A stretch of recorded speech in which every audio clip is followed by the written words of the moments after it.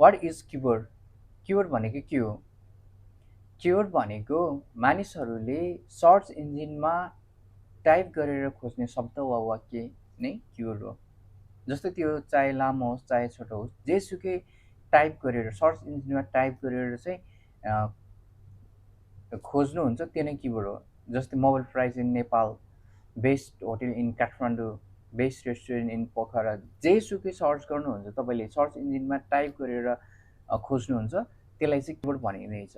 एकदमै इजी छ यो कुराहरू चाहिँ। पहिला सुन्दाखेरि चाहिँ वाट इज किबोर्ड भन्दा चाहिँ के हो जस्तो हुन्छ, तर यो प्र्याक्टिकल्ली जाँदाखेरि हेर्दै जाँदाखेरि एकदमै इजी छ अनि इन्ट्रेस्टिङ पनि हुँदै जाँदैछ। डे बाई डे नयाँ कुराहरू चाहिँ सिकिरहेछ र अझै इन्ट्रेस्टिङ केही सुरु नै भएको छैन।